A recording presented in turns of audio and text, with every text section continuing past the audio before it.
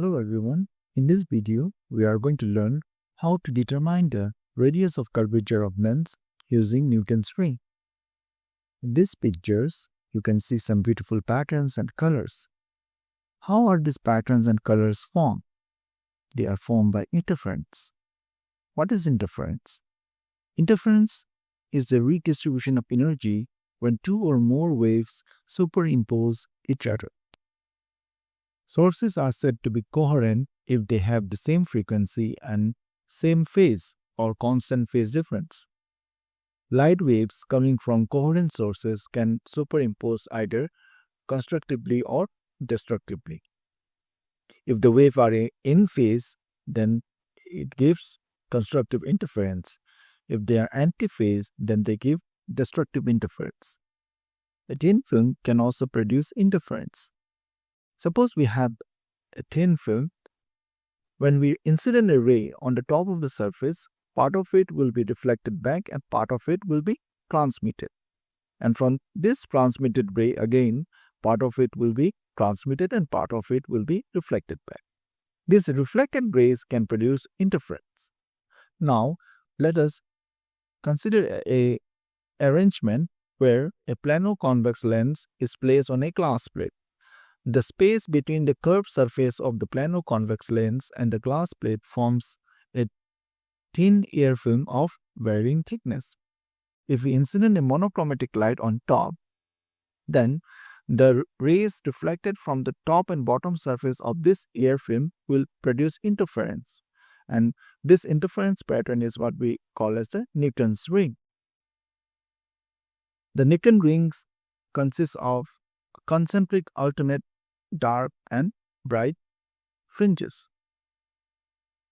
The aim of this experiment is to find the radius of curvature of lens using Newton's ring.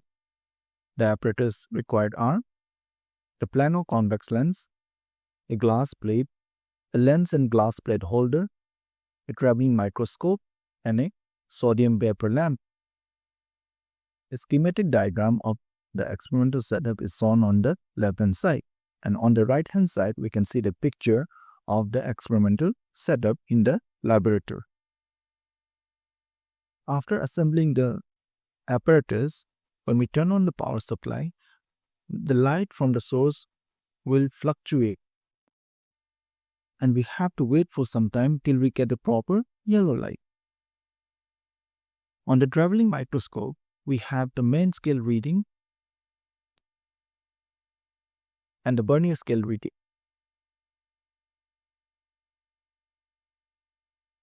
This is the eyepiece of the microscope, and through this eyepiece, we can see the formation of Newton's ring.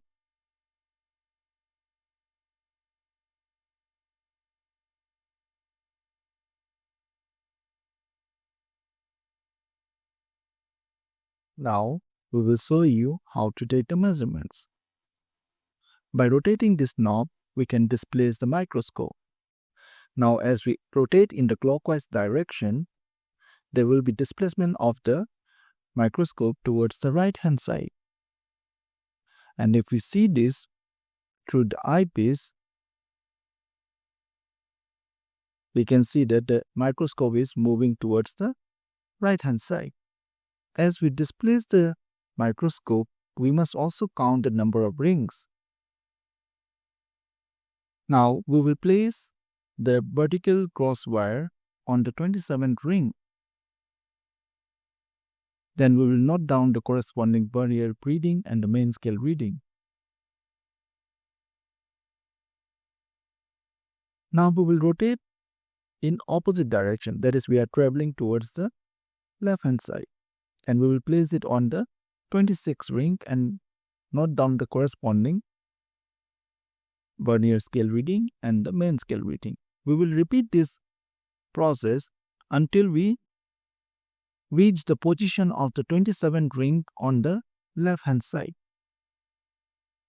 This is observation table. Using the different readings from the traveling microscope, we will calculate the radius of the different orders of the ring. Then using this data, we will calculate capital R, that is the radius of curvature of lens, using the formula given on the left-hand side. Here are some of the precautioning measures. The glass plate in a plano convex lens must be cleaned properly. Do not disturb the lens glass plate system once the fringes are obtained. The microscope should move in the same direction to avoid backlash error.